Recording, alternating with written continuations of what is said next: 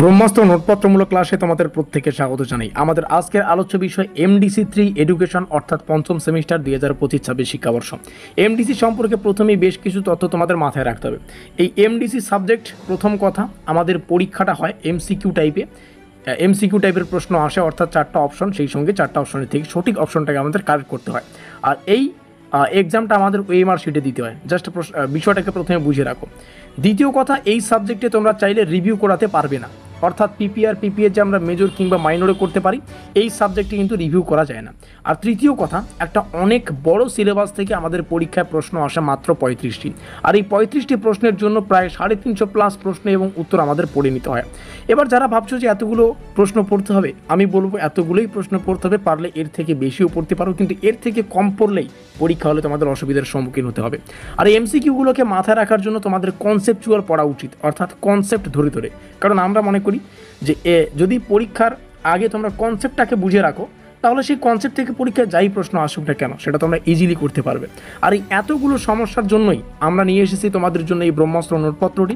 প্রথমেই নোটপত্রের প্রাইস ডিটেলসটাকে আলোচনা করব, তারপরে ফেসিলিটি, তারপরে প্রথম অধ্যায়ের এমসিকিউগুলো প্রশ্ন এবং উত্তর তোমাদের সামনে ডেমো আকারে শেয়ার করব। সেই সঙ্গে কনসেপচুয়াল পড়তে হবে, সেটা তো বললাম। কনসেপচুয়াল পড়ার ইঙ্গিতটা কী, কনসেপচুয়াল পড়ার সঠিক পদ্ধতিটা কী, আজকের এই ভিডিওটি দেখলে তোমরা বুঝতে পারবে। প্রথম কথা, প্রাইস ডিটেলসটাকে আমরা এই মার্কিনযুক্ত এলাকায় আলাদা কালার দিয়ে হাইলাইট করেছি। আমাদের এমডিসির জন্য প্রাইসটা 500 থেকে 550 টাকার মতো রাখা আছে, ঠিক আছে। এবার কথা হচ্ছে, আমাদের এই পঞ্চম সেমিস্টারে মেজরের কিছু পেপার পড়তে হয়, মেজর 9, 10, 11। তো মেজরের ক্ষেত্রে প্রাইসটা বর্তমানে 1K চলছে। তোমাদের যে কোনো সাবজেক্ট থাকতে পারে, প্রাইসটা এদিক ওদিক হতে পারে, কোনো ব্যাপার না।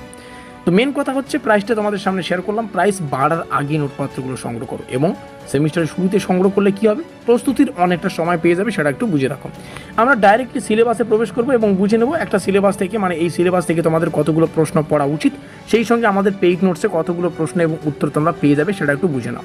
প্রথম অধ্যায় হেলথ এডুকেশন, এখানে আমাদের যে বিষয় আছে, এখানে তোমাদের 70টা প্রশ্ন এবং উত্তর পড়তে হবে এই প্রথম অধ্যায় থেকে টোটাল। সেই সঙ্গে এই প্রথম অধ্যায়টাকে মনে রাখার জন্য একটা সংক্ষিপ্ত রিভিশন নোট তৈরি করা আছে, যেটা কনসেপচুয়াল বানানো। অর্থাৎ পরীক্ষার আগের দিন কি এই 70টা প্রশ্ন তুমি দেখে যেতে পারবে? অবশ্যই না। তার জন্যই এই শর্ট রিভিশন নোটসটাকে তৈরি করা হয়, যেটা কনসেপচুয়াল থাকে। আর যেমন বললাম, কনসেপ্ট ক্লিয়ার থাকলে পরীক্ষা হলে যাই প্রশ্ন আসুক মাঠ কাঁপিয়ে চলে আসতে পারবে। দ্বিতীয় অধ্যায় দেখি। দ্বিতীয় অধ্যায়ে তোমরা টোটাল কিন্তু 40খানা এমসিকিউ প্রশ্ন এবং উত্তর পেয়ে যাচ্ছ, 40টা বেশি, এবং শর্ট রিভিশন নোট যেটা বললাম কনসেপচুয়াল এখানে লেখা আছে। তারপরে আমাদের তৃতীয় অধ্যায়, যেখান থেকে প্রশ্ন সংখ্যা দেখে নিতে পারো। প্রশ্ন সংখ্যা তৃতীয় অধ্যায়ের প্রথম টপিক থেকে 20খানা, তারপরে 20খানা, তারপরে তৃতীয় টপিক থেকে 20খানা।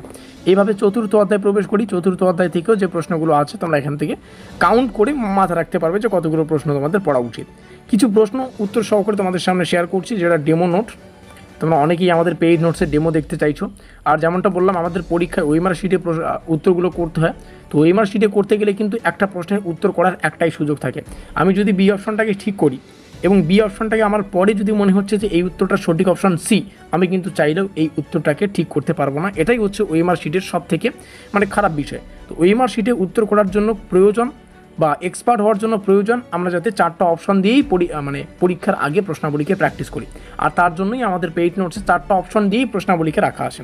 প্রথম প্রশ্ন, স্বাস্থ্য এর পরিপূর্ণ সংজ্ঞাটি কে দিয়েছেন? সেটা হচ্ছে বিশ্ব স্বাস্থ্য সংস্থা, WHO, ঠিক আছে, ওয়ার্ল্ড হেলথ অর্গানাইজেশন। এই বিষয়গুলো বেসিক জিনিস, তবুও মাথায় রাখতে হবে, পড়ে রাখো। তারপরে WHO অনুযায়ী স্বাস্থ্য কাকে বলে? স্বাস্থ্য কাকে বলে? Complete physical, mental and social wellbeing, অর্থাৎ এখানে অপশন নম্বর সি আমাদের সঠিক, শারীরিক, মানসিক ও সামাজিক সুস্থতার পূর্ণ অবস্থা। পরবর্তী প্রশ্ন এখান থেকে দেখে নিতে পারবে, নিচের কোনটি স্বাস্থ্য শিক্ষার বৈশিষ্ট্য নয়? এই প্রশ্নগুলি বারংবার আসে, আর এই প্রশ্নটা দেখেই তোমরা বুঝবে যে এটা হচ্ছে কনসেপচুয়াল একটা প্রশ্ন। কনসেপ্ট ক্লিয়ার না থাকলে এই প্রশ্নটির উত্তর তোমরা করতে পারবে না। নিচের কোনটি স্বাস্থ্য শিক্ষার বৈশিষ্ট্য নয়? এই 9 টাইপের পরীক্ষায় কিন্তু প্রশ্ন বারংবার আসে। তো উত্তরটা হবে কি? সেটা হচ্ছে বাধ্যতামূলক প্রয়োগ, এখানে অপশন নম্বর সি। আমি জাস্ট ডিটেলসে বলছি না, ডিটেলসে তোমরা পড়ে নিতে পারবে। তারপরে আর একটা প্রশ্ন জাস্ট শেয়ার করার কথা বা ইচ্ছা করছে, তাই তোমাদের সামনে শেয়ার করছি, স্বাস্থ্য শিক্ষার প্রধান উদ্দেশ্য কী? এগুলো তো কনসেপচুয়াল না পড়লে বুঝতে পারবে না। আমরা নিচে এসে এই প্রথম অধ্যায়ের কনসেপ্টটাকে একটু বুঝে নেব, তাহলেই তোমাদের বুঝতে সুবিধা হবে যে নোটপত্রটা কীভাবে তৈরি এবং কেন কনসেপচুয়াল কথাগুলো আমি বারবার বলছি। তো প্রত্যেকটা পিডিএফের শেষের দিকে তোমরা এই আমাদের শর্ট নোটটাকে পেয়ে যাবে, যেটা স্পেশালি অনেক পরীক্ষা নিরীক্ষা করেই তৈরি করা হয়, যেটা কনসেপচুয়াল। এবং আমরা আমি স্পেশালি মনে করি পরীক্ষার আগের দিন এই 70খানা যে প্রশ্ন তোমাদের প্রথম অধ্যায় থেকে পড়তে হবে, এগুলোকে প্রত্যেকটা রিভিশন তো করার সময় তোমরা পরীক্ষার আগের দিন পাবে না। তার জন্যই এই কনসেপ্টটাকে প্রথমে বুঝতে হবে। স্বাস্থ্যের অর্থটা, স্বাস্থ্যের অর্থ বুঝতে গেলে আমাদের এখানে কী কী আছে একটু ভালো করে বুঝে রাখো। এই একটা লাইনই তোমাদের সামনে শেয়ার করবো। কনসেপ্টটা বুঝতে পুরো আমাদের যে বাকি অধ্যায়গুলো আছে সেটাকে বুঝতে তোমাদের এইটুকু বুঝতে হবে। স্বাস্থ্য মানে কেবল রোগমুক্ত অবস্থা নয়, বরং শরীর, মন ও সমাজের সামগ্রিক সুস্থতা, যেটা আমরা প্রথম প্রশ্নটাতেই কিন্তু দেখেছি যে শারীরিক, যেমনটা বললাম। তো শারীরিক মানসিক প্রত্যেকটা বিষয়ে কিন্তু সুস্থতাই হচ্ছে আমাদের স্বাস্থ্য। WHO এর মতে, অর্থাৎ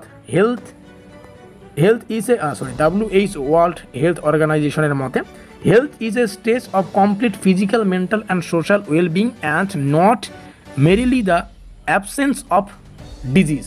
এটা WHO এর মতে স্বাস্থ্যের সংজ্ঞা। এবার যদি এখানেই ঘুরিয়ে ফিরিয়ে প্রশ্ন আসে WHO এর অর্থ কী বা ফুল ফর্ম, এটা তো পরীক্ষা আসতেই পারে। সেই সঙ্গে WHO স্বাস্থ্য সম্পর্কে কী বলেছেন, তখন এই লাইনটাকে তোমাদের পড়ে যেতে হবে। এইটাই হচ্ছে আমাদের নোটপত্রের কনসেপচুয়াল আলোচনা। ভালো স্বাস্থ্যের গুরুত্ব কী? শরীর সুস্থ থাকলে মন সুস্থ থাকবে, পড়াশোনা ও কাজের প্রতি মনোযোগ বাড়ে, রোগ প্রতিরোধ ক্ষমতা বৃদ্ধি পায়, সমাজে সক্রিয়ভাবে অংশ নেওয়া হয়। এবার একটা প্রশ্ন ধরো আসলো, ভালো স্বাস্থ্যের গুরুত্ব কী? সেখানে এইরকম দুটো অপশানই আছে। এবার তুমি একটাকে কারেক্ট করেছো এবং আরও দুটো অপশান আছে, ধরে নাও এটা অপশান নম্বর এ বা 1, অপশান নম্বর 2, অপশান নম্বর 3 আছে কোনোটি নয়, অপশান নম্বর 4 আছে প্রথম দুটি ঠিক। তখন তোমাদের 4 নম্বরটা ঠিক করতে হবে।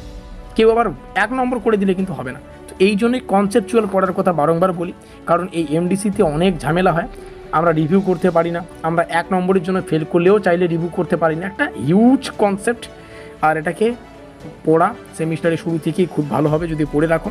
তো যাই হোক, কী বলছি আমি ঠিক বুঝতে পারছি না, জাস্ট পার্ট অফ জোক। এই রইল আমাদের অফিসিয়াল যোগাযোগ নম্বর, এখানে যোগাযোগ করে নোটপত্রগুলো সংগ্রহ করবে। দেখা হচ্ছে পরের কোনো ক্লাসে, ততক্ষণের জন্য কিপ লার্নিং, কিপ এক্সপ্লোরিং, যেটা আমি বারংবার বলি।